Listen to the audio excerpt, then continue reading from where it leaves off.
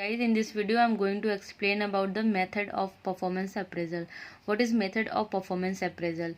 There are the 7 methods: confidential reports, 360 appraisal, essay method, assessment center, graphical method, checklist method, and ranking. So we are going to discuss one by one what is the method of performance appraisal. हम performance appraisal के किस किस method से पता लगा सकते हैं.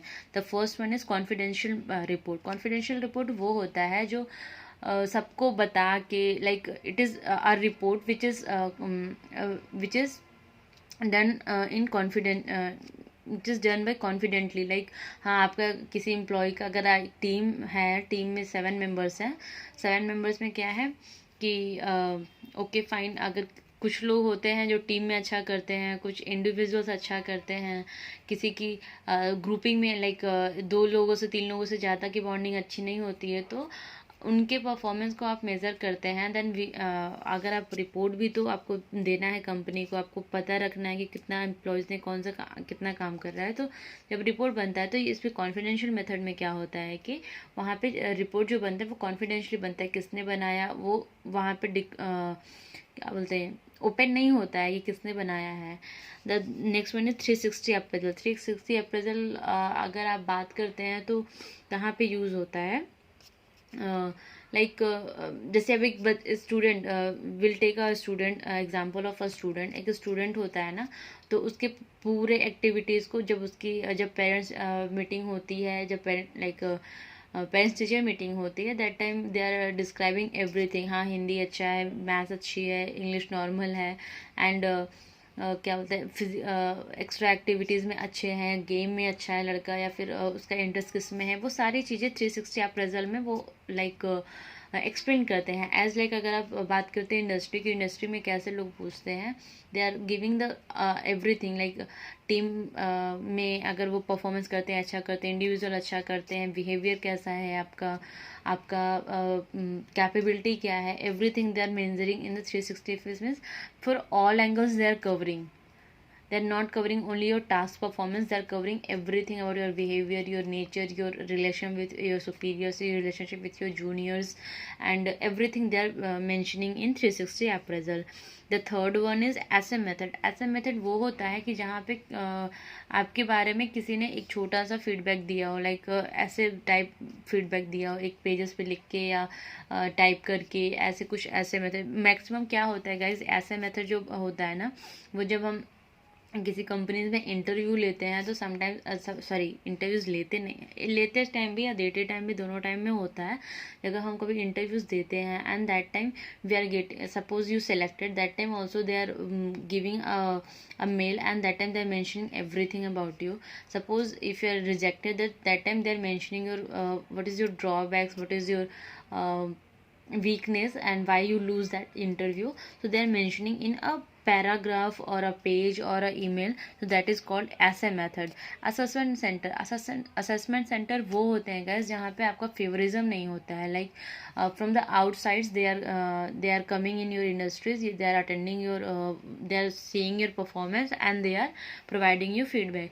Like अगर हम कॉमन लैंग्वेज में अगर एग्जांपल लेते हैं guys, तो हमारे पास जो हमारा जब वाइबा होता है, नॉर्मली जब कॉलेज में जब हमारा वाइबा होता है, तो maximum time we are getting the outsider examiners. They are attending our vibas practicals, and they are asking the question, and they are giving like they are giving marks. So that time we अगर वही चीज़ अगर हमारी college की faculties if they are attending, so they will give the favorism, like who is their favorite student, they are providing their favorism. but जो outsiders रहते हैं, as per their current your spontaneous performance, they are giving the feedback. Okay, so this is the assessment center. Now the graphical method.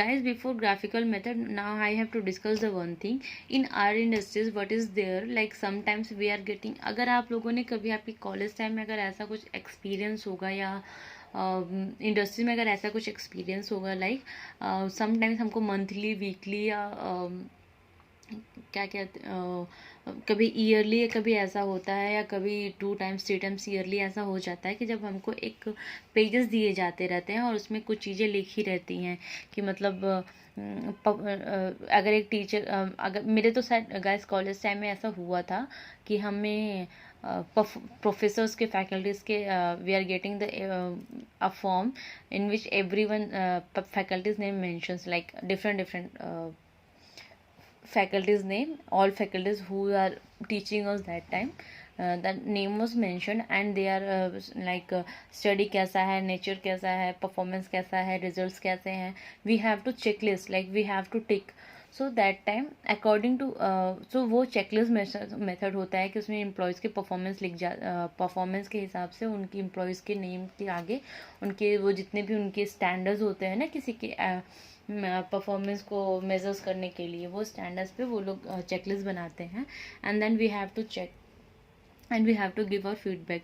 फिर वो जो checklist method होता है उसके हिसाब से वो ग्राफ पे उसको डिज़ाइन करते हैं. लाइक हमारी जो भी इंडस्ट्रीज के अप एंड डाउन है, जो भी परफॉर्मेंस के अप एंड डाउन है, लाइक कभी किसी मंथ में ज़्यादा हुआ है, कभी कम हुआ है, उसको ग्राफिकल रिप्रेजेंटेशन करते हैं. Now the third last one is ranking.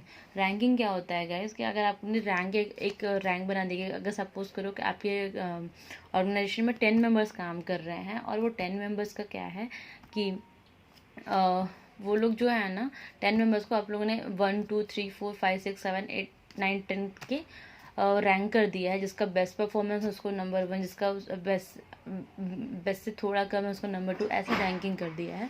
तो this is the ranking method. Now what is the advantages of performance appraisal.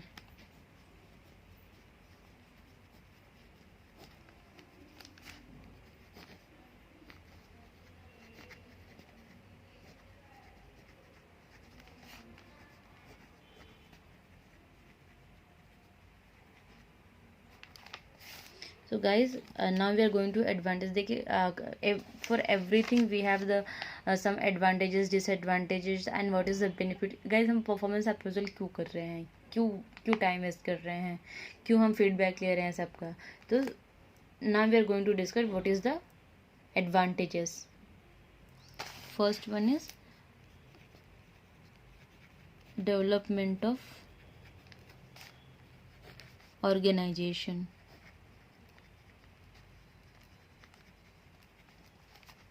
Second one is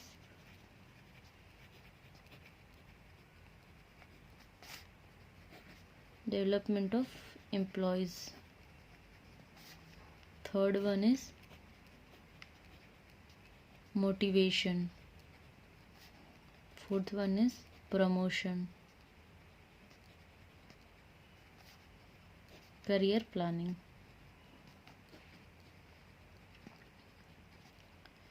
तो what is the advantages of performance appraisal.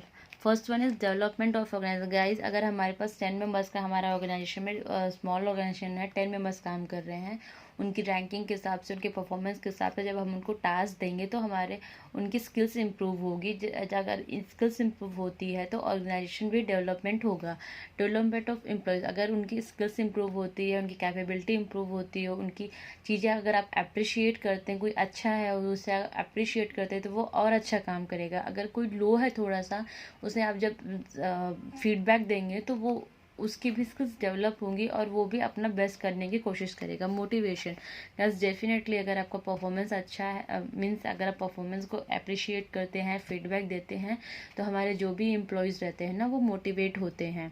Third one is promotion. Definitely हर एक organization में, हर एक company में promotion का जो factor होता है, जो उनके परफॉर्मेंस के हिसाब से ही उनको प्रमोशन होती है. अगर आप अच्छा काम करते हो, आपको जो भी मैनेजमेंट आपका अप्रिशिएट करता है, आपका फीडबैक जाता है कंपनीज में, और every year you will get your promotion as per your performance in the organisation.